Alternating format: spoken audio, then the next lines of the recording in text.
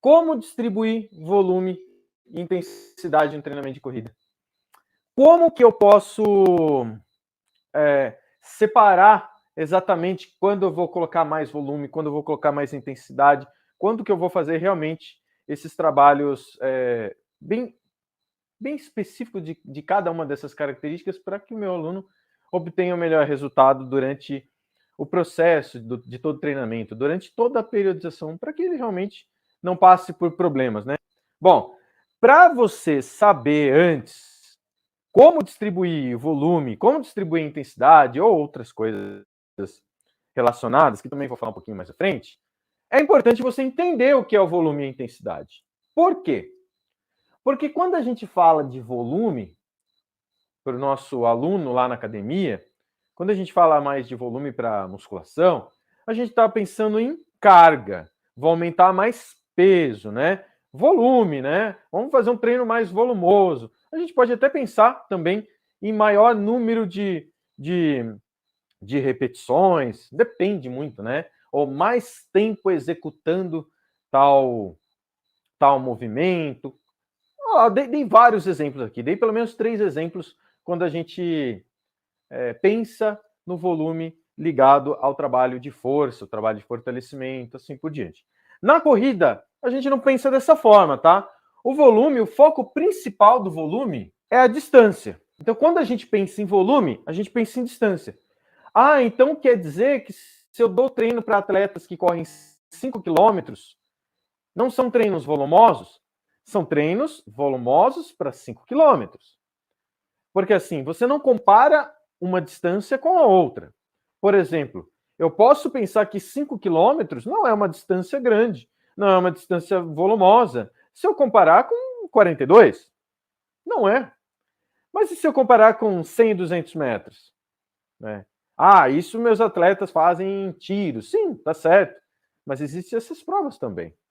Usain Bolt, Johan Blake, Michael Johnson, Asafa Power, sei lá, posso citar um monte de atletas da atualidade, como posso citar atletas históricos também, Justin Gatlin, ou sei lá, Donovan Bailey, não sei. Mas eu estou falando de provas rápidas, ou seja, um volume de 5K é muita coisa para quem corre distâncias pequenas, né? Distâncias de 100 metros, 200, 400. E por que eu sei isso? Porque para mim 5 quilômetros era uma maratona quando eu corria na pista, quando eu era atleta de pista. Né? As minhas provas eram de velocidades. Eu fazia o decathlon, tinha uma característica de resistência por executar as 10 provas em 2 dias? Sim, tinha, tal. Só que o que acontece? A minha maior prova dentro do decathlon eram 1.500 metros. Então, 5 quilômetros para mim era muita coisa. Mas não é isso que a gente está falando. A gente está falando do volume específico dentro de cada distância. Então, o volume específico para quem treina 5. O que é um volumoso para 5 e o que não é tão volumoso para 5. Eu não vou pensar o que é volumoso para 42 comparado a 5. Não, tá? Vamos lá.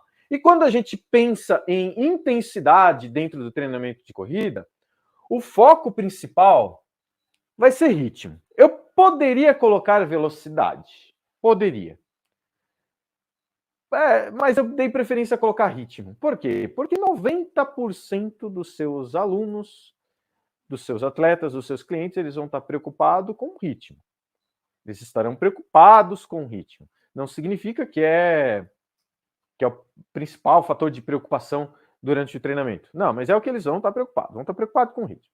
Só que o ritmo ele vai ser trabalhado de uma forma mais intensa, né? Então, com velocidade, aí dá intensidade. Mas eu vou colocar ritmo porque é através da tabela de ritmos que você vai realmente distribuir a intensidade do aluno. Você não vai distribuir simplesmente pela percepção de esforço, e sim pela tabela de ritmo dele, tá? Ah, que tabela de ritmo, você me pergunta?